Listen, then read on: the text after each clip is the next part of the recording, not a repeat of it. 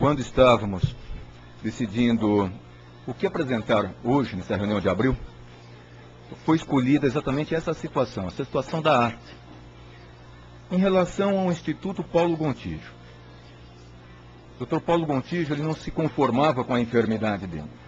Então ele queria a descoberta da causa da situação, entendendo-se a causa, a orientação terapêutica. É uma forma de arte, de tentar identificar alguma coisa. Quando, conversando com ele a respeito da tese dele, eu disse, dentro da minha ignorância médica, sobre aquela forma científica que nós temos, toda sob uma forma organizada, isso não pode acontecer.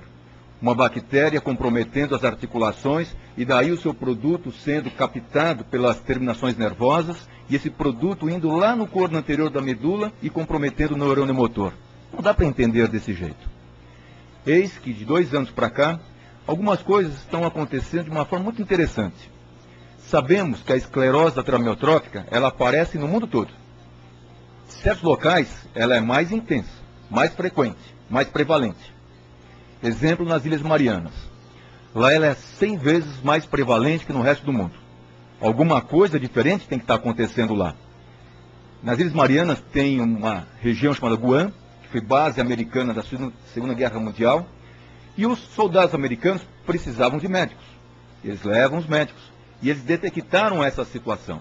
Eles tentaram identificar o porquê dessa situação de ser mais prevalente a esclerose lateral amiotrófica lá.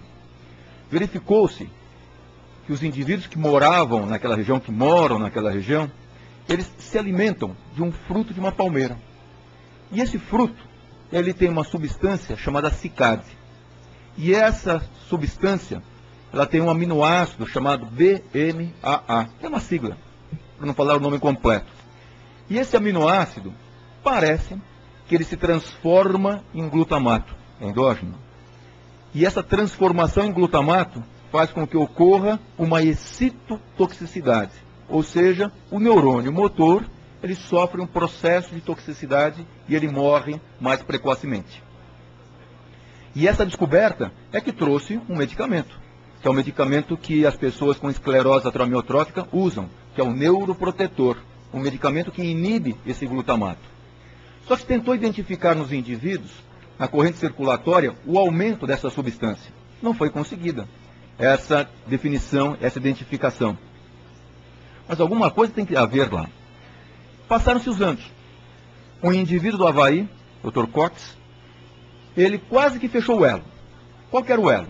Os indivíduos que tinham a esclerose lateral amiotrófica, eles tinham como hábito alimentar uma alimentação de um bichinho bastante prevalente naquela região, o morcego. Vocês estão assustados. Alguns comem carne de vaca, outros comem carne de coelho, cobra, macaco, e lá eles comem morcego. E o morcego se alimenta daquele fruto e nas suas carnes ficam concentradas essas substâncias. E as pessoas comendo o morcego por anos, e aí vai tendo aquele indivíduo uma maior chance de neurotoxicidade por essa substância que fica acumulada. Isso quase foi fechado. Mais recentemente, outros indivíduos foram para a região, foram estudar. Qual foi o estudo? Como é que chega esse BMAA no fruto dessa palmeira? Chega pelas raízes. E o que tem nas raízes?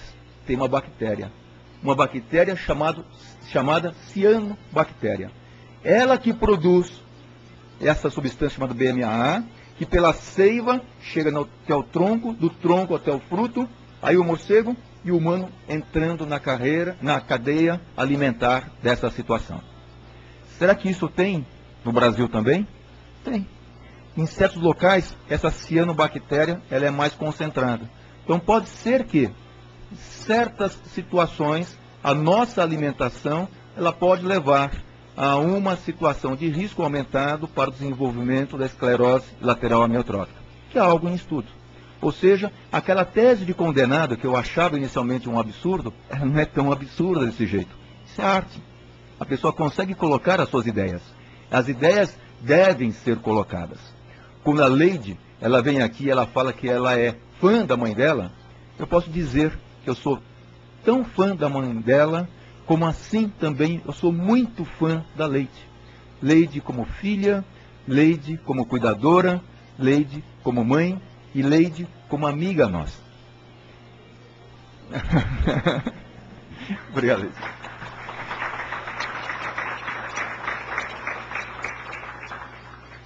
Ela consegue fazer com que a vida seja bela, que seja aproveitada em todos os seus momentos. E que os segundos, eles virem horas e que as horas virem segundos novamente.